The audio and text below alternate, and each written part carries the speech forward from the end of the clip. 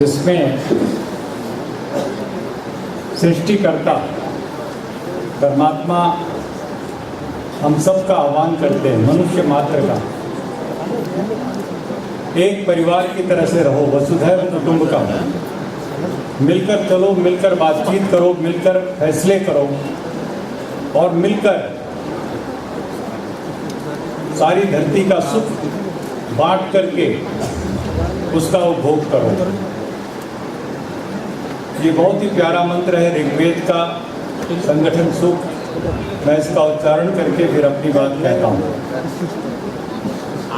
संगच्छध्वं संवदध्वं संभो मनांसि जानताम् देवा भागं यथा पूर्वे संजना उपासते। समानो मंत्र समिति समाने समानं मनः सचित्तमेषाम्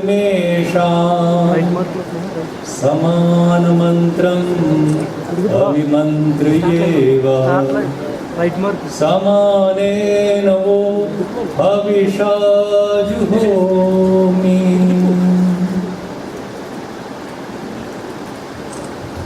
आज के हमारे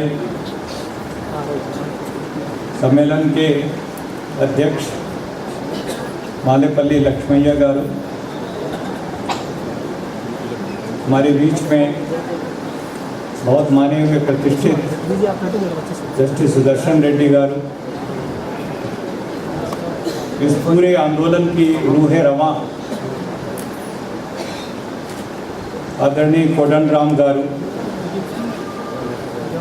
के रामचंद्र मूर्ति गारू, केशवराव जादव गारू, चुक्का रामैया गारू, अभी हमारी बहन बोल के गई हैं रमा मेलकोटे गारू, ममता गारू, वेद कुमार गारू, आर विजय कुमार गारू, प्रोफेसर स्वर्णलता गारू, रघु गारू, गोवर्धन गारू और सभी साथी, नौजवान साथी, स्टूडेंट्स, सरकारी कर्मचारी और जितने भी हमारे सामाजिक कार्यकर्ता हैं।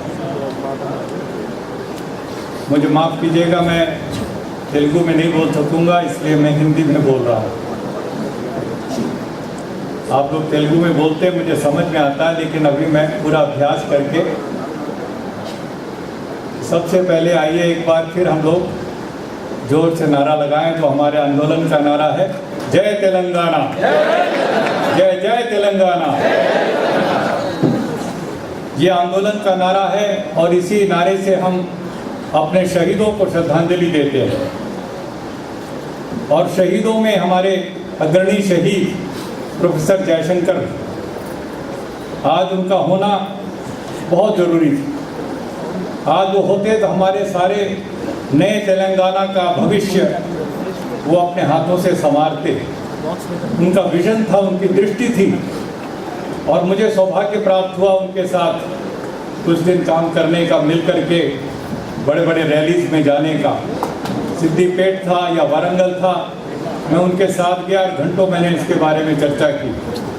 तेलंगाना क्यों बनना चाहिए, कैसे बनना चाहिए, इसकी पूरी रूपरेखा यदि किसी एक व्यक्ति के दिल और दिमाग में बहुत साफ थी तो हमारे प्रोफेसर जयशंकर थे।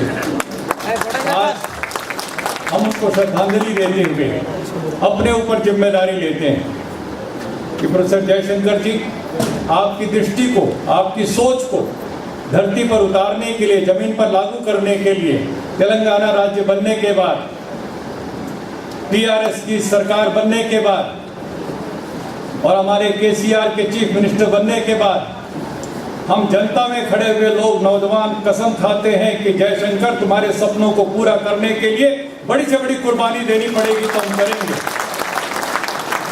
हम करेंगे इसलिए क्योंकि एक नया तेलंगाना, एक नए भारत का सपना लेकर के आया है। एक नए भारत का सपना देखा था महात्मा गांधी ने। देश की आज़ादी की लड़ाई का नेतृत्व करते हुए उन्होंने जब 1947 में आज़ादी मिली, उस समय उन्होंने एक बहुत महत्वपूर्ण घोषणा की थी और उस समय उन्होंने कहा था कांग्रेस पार्टी जो आंदोलन का नेतृत्व कर रही थी, जिसकी सरकार बनने जा रही थी, महात्मा गांधी कहते हैं कांग्रेस पार्टी को डिसॉल्व कर दो, भंग कर दो, क्या बनाओ। महात्मा गांधी कहते हैं कि इसकी जगह पर एक लोक समिति बनाओ, जनता की समिति बनाओ। और अपने लिए कहा उन्होंने, मैं सत्ता के किसी पद पर नहीं जाऊंगा। और नेहरू से भी कहा, पटेल से भी कहा, सबसे कहा, अग्रणी लोगों से, ये कुर्सी पर बैठ करके, हुकूमत की कुर्सी पर बैठ करके आप सोचते हो कि सब कुछ हो जाएगा, तो ये भ्रम है, ये कभी नहीं होगा। जब तक जनता को सशक्त नहीं करेंगे, एम्पावर नहीं करेंगे, उसके मंसूबों को मजबूत नहीं करेंगे, उनके बीच में खड़े होकर लोक शक्ति का जागरण नहीं करेंगे, तो केवल राज शक्ति के बल पर कोई समाज परिवर्तन नहीं हो सकता। ये भविष्यवाणी महात्मा गांधी ने देश की आजादी के बाद किया और अपने ऊपर सबसे पहले लागू किया। वो किसी भी पद पर नहीं गए। यदि उनको नाथूराम की गोडसे ने गोली मार करके शहीद नहीं कर दिया होता, तो उन्होंने झंडा उठाया होता अपनी सरकार के खिलाफ और निकल पड़ते पैदल यात्रा करते हुए गांव-गांव में, जनता को ताकत देने के लिए। एक प्राइम मिनिस्टर के हाथ में पावर नहीं रहना चाहिए, एक गवर्नमेंट के हाथ में ऊपर पावर नहीं रहना चाहिए। पावर टू द पीपल, लोगों के हाथ में शक्ति होनी चाहिए। ये सपना था राष्ट्रपिता महात्मा गांधी का। दुर्भाग्य से वो सपना नाथूराम के गोडसे की गोली ने छीन लिया। हमें इंतजार करना पड़ा 20 साल और 25 साल, और फिर जयप्रकाश नारायण के रूप में एक नया प्रयोग हुआ। संपूर्ण क्रांति का बिगुल बजाया जेपी ने। उस समय मुझे सौभाग्य मिला जेपी के साथ काम करने का। जयप्रकाश नारायण को Jawaharlal Nehru deputy prime minister बनाना चाहते थे, नहीं बने वो। उन्होंने कहा मैं जनता के बीच में रहूंगा,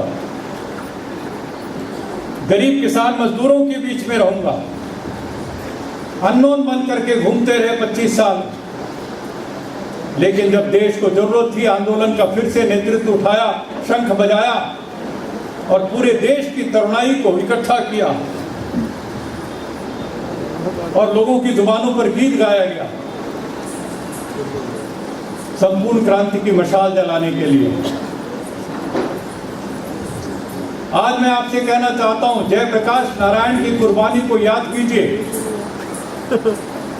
वो यदि डायलिसिस की मशीन पर न डाल दिए गए होते इमरजेंसी के दौरान, और अपनी सरकार बनाने के बाद वो हमको छोड़ करके इतनी जल्दी न चले जाते, तो इस देश का कुछ भविष्य और होता। लोक शक्ति के माध्यम से वो बदलना चाहते थे।